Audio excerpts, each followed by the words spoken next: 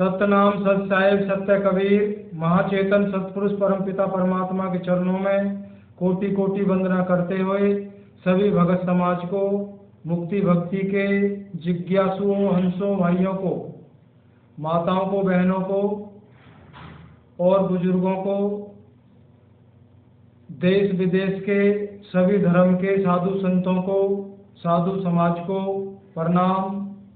जय गुरु महाराज की। सतगुरु कबीर। आज रमैनी नंबर 41 मूल ग्रंथ बीजक सतगुरु कबीर साहिब क्या उपदेश कर रहे हैं। इस रमैनी में ब्रह्म निरंजन और सतगुरु कबीर साहिब की वार्ता है। सतगुरु कबीर साहिब और ब्रह्म निरंजन आपस में सृष्टि रचना से पहले का वर्णन, उसमें सतगुरु कबीर साहिब क्या कहते हैं और ब्रह्म निरंजन क्या बोल रहे हैं, इस विषय में सतगुरु कबीर साहिब की रमैनी नंबर 41 के माध्यम से जानेंगे। और रमैनी शुरू करने से पहले देखिए, मैं एक तुच्छ सा सेवक हूँ। आप सभी मेरे से महान हैं। सतगुरु कबीर साहिब के हंस जीव हैं। देखिए साहिब, सतगुरु कबीर साहिब को ही आप जो भी सहारना करना चाहते हैं वो सतगुरु कबीर साहिब के लिए ही कृपया कीजिए। ये सेवक इस लायक नहीं कि मैं जैसे कई भाई लिखते हैं आप बहुत अच्छा कर रहे हैं, सत्यवाणियों, सतगुरु की सत्यवाणियों को हमारे सामने रखकर सत्य ज्ञान का उपदेश कर रहे हैं। ये सब कार्य अपने बस का नहीं, ये सब सतगुरु कबीर साहिब भी कर रहे हैं। उन्हीं की दया का ही प्रताप है। तो आप, अच्छी बात है, उस भावना को लेकर, उस प्रेम को लेकर सतगुरु कबीर साहिब का ही धन्यवाद करें। और एक हमारे विजय सिंह भाई लिखते हैं कि सतलोक से एक आत्मा आई या अनेक आत्माएं। तो मेरे भाई विजय सिंह, हमने सतगुरु कबीर साहिब का जो मूल ग्रंथ बीजक है उनको सत्य माना है। उसमें जो भी कुछ है केवल वही हमारे लिए सत्य है। अगर आप, हमने तो अनुराग सागर को पढ़ा नहीं है, पर उसमें वृत्तांत मिलता है कि सतलोक से अनंत आत्माएं परमात्मा ने भेजी। परमात्मा तो करता है, परमात्मा कुछ नहीं करते। परमात्मा तो एक रस, एक स्थिति में रहते हैं। वो अभी चले, वो कहीं आते जाते नहीं है। वो नहीं तो वो कहीं नई अवतार लेते हैं। हाँ, वो सत्ता रूप में जीव, पूरी जीवा जून में निरंतर समाये हुए हैं। कल को कोई भाई पूछेगा कि आत्मा एक है या अनंत है, क्यों शरीर तो अनंत दिखाई देते हैं तो आत्मा भी अनंत होगी। मेरे भाइयों, इस विषय में अगर अपने आप को शरीर मान के बैठे हो तो स्वाभाविक है आत्माएं अनंत है। अगर स्वयं को शरीर नहीं मान के बैठे हो कि केवल मैं एक आत्मा हूँ, कहने मात्र से नहीं है। उस सुसुप्ति अवस्था में जाना होता है जहाँ कुछ भी भान नहीं होता, अपने शरीर तक का भान नहीं होता है। जब उस अवस्था में जाओगे तो पाओगे समस्त सृष्टि के जीवाजून जितने भी प्राणी हैं, सुर नर असुर, जलचर, कीट पतंग, सभी में एक ही आत्मा सब रूप से वास करती है। आत्माएं अलग अलग नहीं है। एक ही आत्मा, उस परमात्मा से एक ही आत्मा अलग हुई जिसको ब्रह्म निरंजन कहा गया है। उसी ने अनंत सब रूपों को धारण किया है, सब कुछ उसी से रचा हुआ है। एक स्वरूप से अनंत स्वरूपों में, अनंत घटों में वो एक ही स्वरूप समाया हुआ है। सो इसलिए केवल एक ही आत्मा है, स्वरूप से एक ही है, वैसे वो अलग अलग दिखाई देती है। जिसको आत्म स्वरूप का ज्ञान होता है, परिचय ज्ञान होता है, उस अवस्था में सर्वत्र जीवों में उसी स्वरूप को देखता है जो उस आत्मा का स्वयं का स्वरूप है। ये एक ऊंची अवस्था है, ये तभी समझ में आती है, कहने सुनने से ये पूर्णतया नहीं तो समझ में आती है, ना ही विश्वास होता है। जिस पे समझने का मतलब है, जब विश्वास होता है तो सोच लो हमने इसको समझा है। आइए रामायणी को शुरू करते हैं। और माफ़ी चाहता हूँ, जब वीडियो बनाता हूँ उसी समय तक ये मोबाइल मेरे साथ रहता है, कभी ध्यान आता है तो इसको देखता हूँ, तभी 2 दिन में 3 दिन में जैसे इसको देखा। रोज मेरा ये काम नहीं है, किसने क्या कमेंट किया है, क्या लिख के भेजा है, तो उसके लिए देरी हो जाती है। अगर जिसका सवाल जिस सवाल का जवाब देना जरूरी है वो अवश्य दिया जाएगा, जितना अपनी इस विवेक बुद्धि के द्वारा समझा जाएगा। कोई गलती हो जाए तो उसके लिए सभी से क्षमा चाहता हूँ।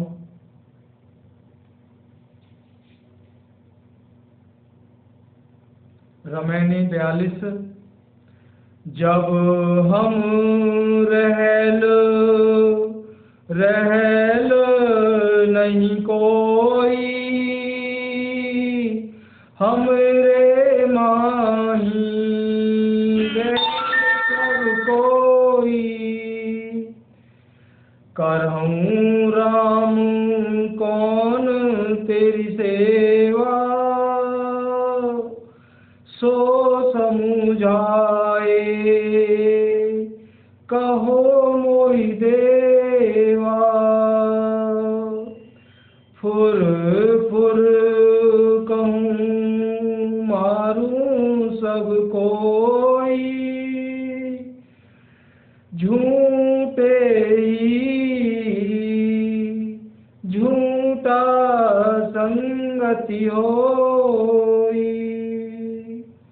आधर कहीं सवै हम देखा, तहाँ दिटियार बैठी मुख पे खा, यही विधि कहूँ मान जो कोई, जस मुख तस जो हृदय सोई, कहीं कबीर हंस मुस्काई, हमरे कहल दुष्ट बहु भाई। सज्जनों, ये रामायणी 42 का शब्द था। जगत सृष्टि के पूर्व का रहस्य, सृष्टि रचना जब तक नहीं हुई थी उससे पहले के विषय में चर्चा है।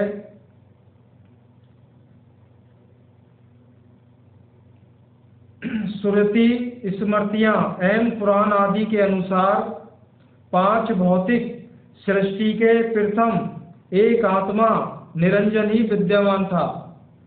अब हमारे विजय सिंह भाई ने जो सवाल किया था, ये इसी में उन्हीं का उत्तर भी आ गया है। कह रहे हैं इस श्रुति स्मृतियां पुराण आदि के अनुसार पांच भौतिक सृष्टि के प्रथम एक आत्मा निरंजन ही विद्यमान था, एक आत्मा। जैसा कि श्रुति में कहा गया है, आत्मा वा इदमेक एवाग्र आसित नान्यात किंचनम विशत, अर्थात इस सृष्टि के पूर्व एक आत्मा ही विद्यमान था और उसके अतिरिक्त कुछ भी नहीं था। अतः यहाँ पर सतगुरु ने हम शब्द से उसी निरंजन आत्मा के प्रति संकेत किया है। सतगुरु कबीर साहब कहते हैं कि वह विश्व ब्रह्मांडी अभिमान आत्मा निरंजन वेदों में कहता है कि सृष्टि के पूर्व अर्थात पहले जब मैं ही एक था, तब उस समय यह दृश्यमान जगत कुछ भी नहीं था, अर्थात मेरे अतिरिक्त और दूसरा कोई नहीं था।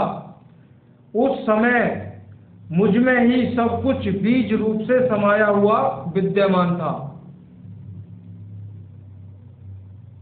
अब विजय सिंह भाई साहब ने सवाल किया था और भी जिज्ञासुओं के अंदर ये सवाल चल रहा होगा कि सतलोक से कितनी आत्माएं आई।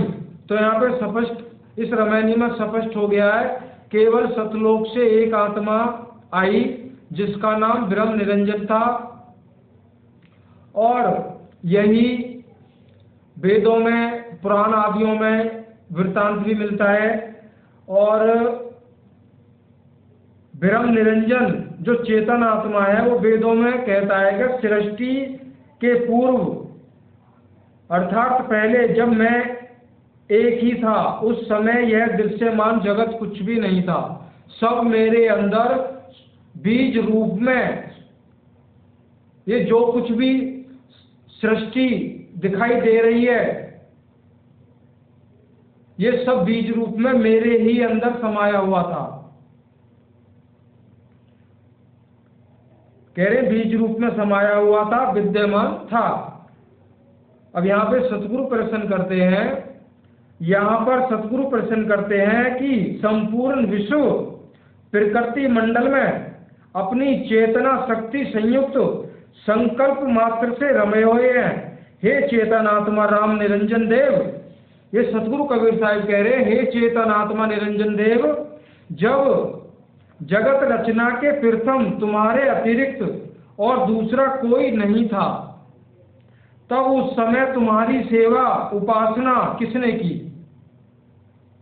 सतगुरु कबीर साहब कह रहे हैं, जब आप हे ब्रह्म निरंजन, जब आपके सिवा कुछ था ही नहीं, तो उस समय आपकी उपासना पूजा ध्यान या आपकी सेवा किसने की?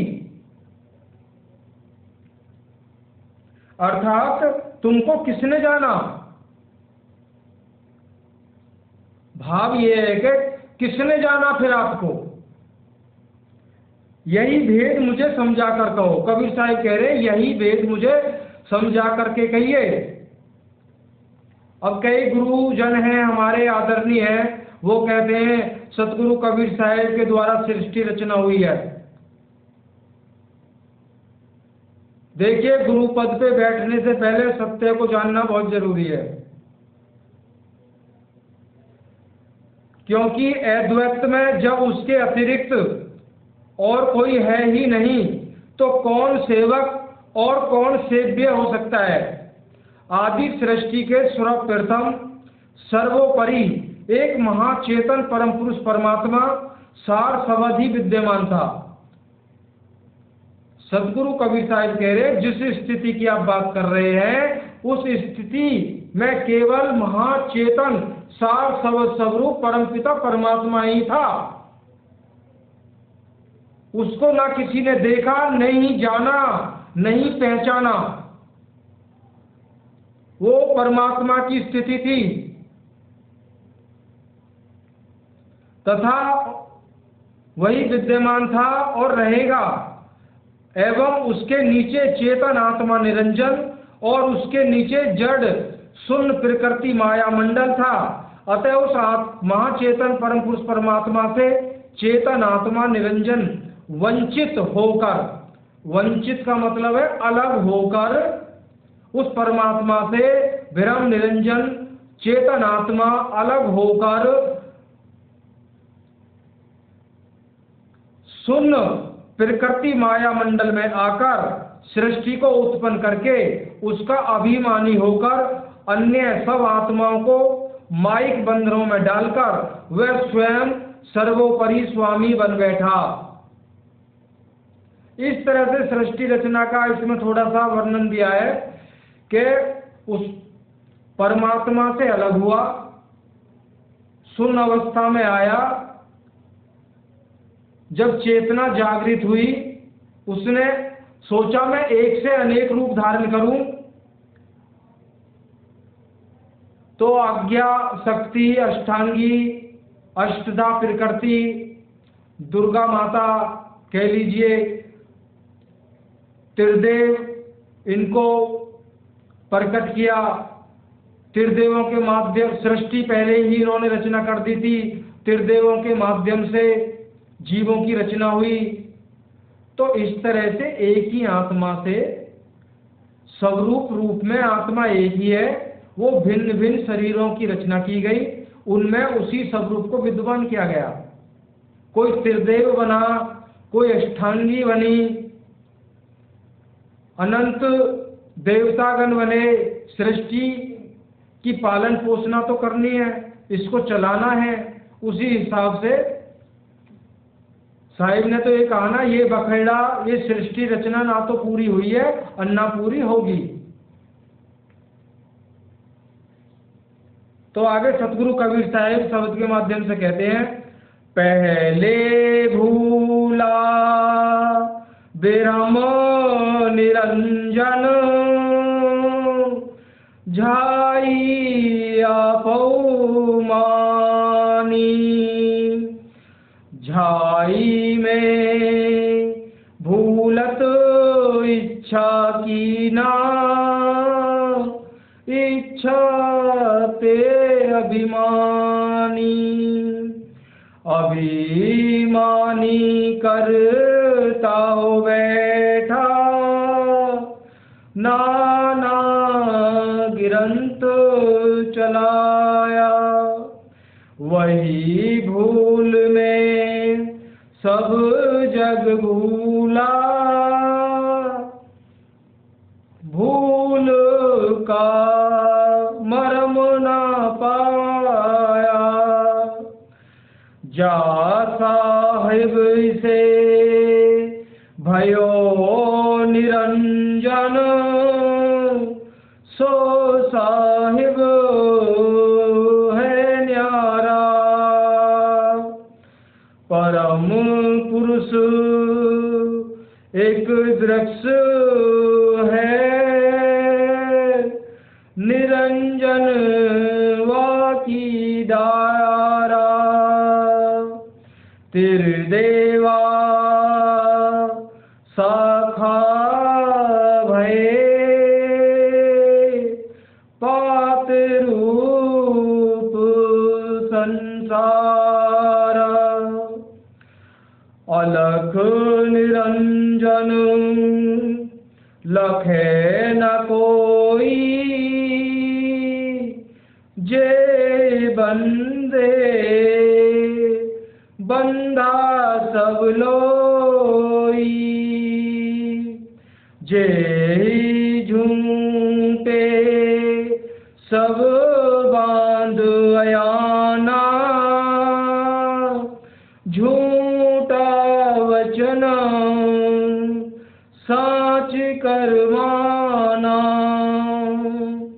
परम पुरुष है सबसे न्यारा,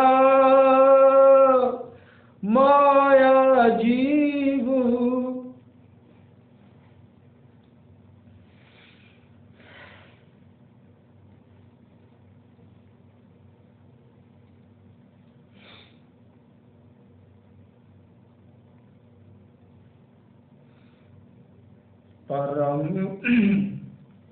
परम पुरुष है सबसे न्यारा, माया जीव विरम के पारा।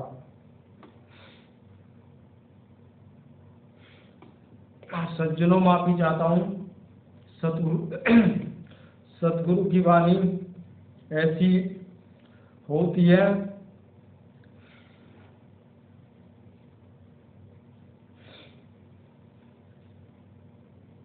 बहुत बहुत रोना आता है।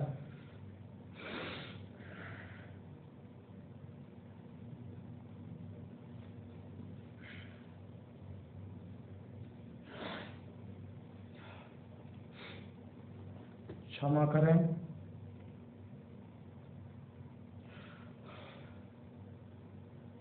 सतगुरु कहते हैं कि यदि मैं सत्य सत्य यह बात कहता हूँ कि उक्त निर्गुण ब्रह्म निरंजन के परे सार स्वरूप महाचेतन परम पुरुष परमात्मा है और वह सर्व पिंडी ब्रह्मांडी जीव ईश्वर चेतन आत्माओं के निरंतर अंतर रहित छिपा हुआ है, तो कोई विश्वास नहीं करते हैं। सब कोई मुझे मारने का प्रयास करते हैं। अब देखो यहाँ पे सतगुरु कबीर साहिब, अब यहाँ पे थोड़ा विचार करिए। आज हम करोड़ों की संख्या में, लाखों की संख्या में उस मुक्ति भक्ति के लिए बहुत हमारी भीड़ है, और सतगुरु कबीर साहिब कह रहे हैं जब मैं लोगों को सत्य सत्य बताना चाहता हूँ, लोग मुझे मारने के लिए दौड़ते हैं। ऐसा हमने सुना भी है और सतगुरु कबीर साहिब के साथ हुआ भी है। कह रहे मैं उस परमपिता परमात्मा को जो पिंडी और ब्रह्मांडी समस्त चेतनात्माओं में निरंतर विद्यमान है, इस बात को कोई स्वीकार नहीं करता है, और लोग मुझे मारने को दौड़ते हैं।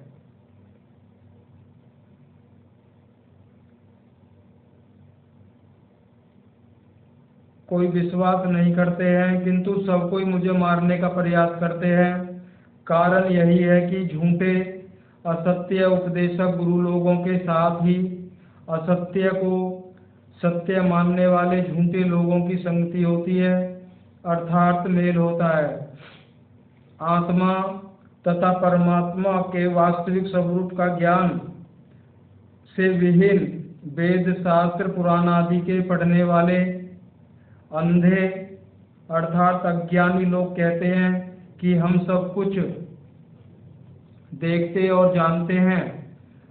वहाँ पर देखने वाली ज्ञानी विवेकशील पुरुष बैठा हुआ, उसका मुख देखता है कि यह क्या कर रहा है, अर्थात वहाँ पर विचारशील ज्ञानी पुरुष बैठा हुआ उसे मिथ्या समझता है। अब यहाँ पे सतगुरु कबीर साहिब कह रहे हैं जो आत्मा तथा परमात्मा के स्वरूप परिचय से रिक्त हैं, विहीन रिक्त को कहा जाता है जिनको ज्ञान नहीं है। जो वेद शास्त्र पुराण आदि के पठन पाठन करने वाले आत्मज्ञानहीन जो विद्वान लोग हैं, वही सत्य को असत्य कहते हैं। तो अंदर घट के अंदर निरंतर बैठे हुए सतगुरु कबीर साहिब उनका मुंह देखते हैं, ये बोल क्या रहे हैं। तो विचार देखो, अभी रमैनी के शुरू में बताया गया था, ये शरीर एक ढांचा है, अनंत प्रकार के शरीर अनंत रंग रूपों के बनाए गए हुए हैं, इनके अंदर रमन करने वाली आत्मा एक ही है, इसलिए हम में कोई भिन्न भेद नहीं है, हम सब एक ही हैं। एक जगह कहा भी है ना, मुझ में राम तुझ में राम सब में राम समाया, सबसे कर लो प्यार जगत में कोई नहीं पराया। तो हमें किसी भी महात्मा से, गुरु से, ज्ञानी से द्वेष भाव नहीं रखना है। हाँ, उनको भी चाहिए कि ये मानव तन बड़ी मुश्किल से मिला है, सत्य की खोज करें, सत्य को जाने, सत्य को पहचाने। जब मालिक ने इतनी विवेक बुद्धि दी है तो जरूर कोशिश करनी चाहिए। पहले भी कई बार बताया जा चुका है, जब सत्य प्रकट होगा तो आपको बहुत रोना आएगा। उस रोने में कितना आनंद है ये आप स्वयं महसूस करोगे। अब साहिब आगे कहते हैं, यदि कोई माने तो मैं इसी प्रकार सबको अपना सत्य उपदेश कहता हूँ। कह रहे अगर माने तो मैं इसी प्रकार सबको सत्य बताने के लिए तैयार हूँ। मनुष्य को चाहिए कि जैसा उनके मुख में हो वैसा ही हृदय में भी होना चाहिए। जैसा मुख से बोलता है अगर हृदय भी ऐसा ही है तो सतगुरु की दया के पात्र बन सकते हैं। अर्थात जैसा कहे वैसा ही करे तो वह मेरे सत्य उपदेश को मान सकता है। अब इस ये बहुत ही साहिब ने गहरा पहलू समझाया है, गहरी बात को हमारे सामने रख दिया है। कह रहे जैसा कहे, अगर कोई जैसा कहता है वैसा ही करता है तो वह मेरे सत्य उपदेश को मान सकता है। अब कोई ये कहे ना हम जैसा भी करते हैं कहते हैं वैसा ही करते हैं, तो इसमें देखो जो सत्कर्म करोगे उसी को आप कहोगे और उसी को करोगे। अगर आप बुरा कर्म करते हो तो आप बुरे को कह नहीं सकते। कोई अपने को हम चोर हैं, चोरी करते हैं, तो हम उसका ढिंडोरा थोड़ी पीटेंगे कि हम चोर हैं, हमने चोरी की है। हाँ, जो सत्कर्म करता है वो सत्कर्म की ही बात करेगा, अंदर से साफ है वो बातों से भी साफ होगा। तो सतगुरु कबीर साहिब कह रहे हैं वही जीव मेरी सत्य उपदेश को ग्रहण कर सकता है। अब इसमें कोई समझने समझाने की बात नहीं है। इसमें कई प्रकार के प्रश्न उठ सकते हैं, उन सबके प्रश्न केवल इसी लाइन में सतगुरु की चंद शब्दों में उन सबका उत्तर मिल जाता है। साहिब ने कहा है ना, साखी गुरु कबीर की कोटि ग्रंथ कर जान। करोड़ों ग्रंथों का जो मूल है, जो सार है, वो सतगुरु कबीर साहिब की आदि साखी का भी बराबरी नहीं कर सकता है। तो साहिब ने चंद शब्दों में सबको समझा दिया है। जब तक हम साफ नहीं होंगे, हम शुद्ध नहीं होंगे, तो सतगुरु के उपदेश को नहीं समझ सकते। प्रेम विरह तो बहुत दूर की बात है।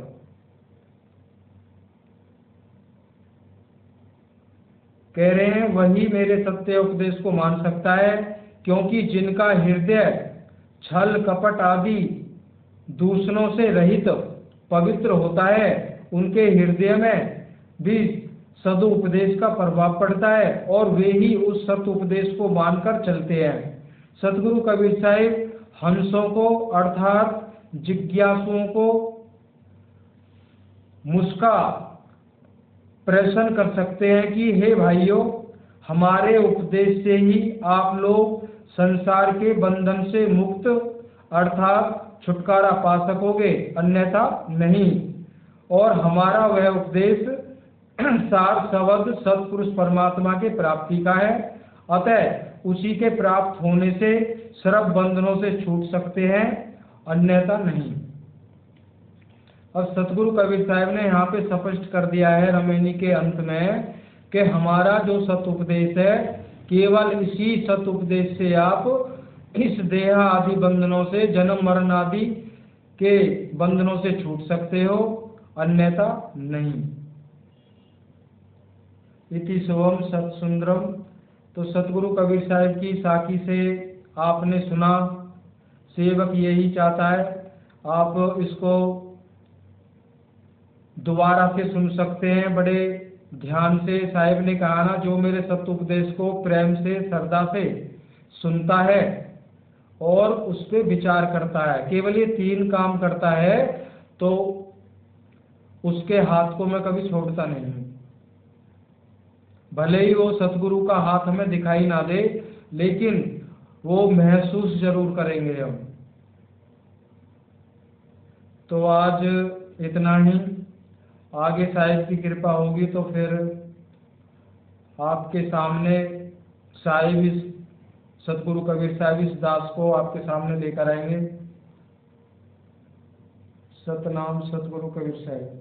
जय गुरु महाराज की।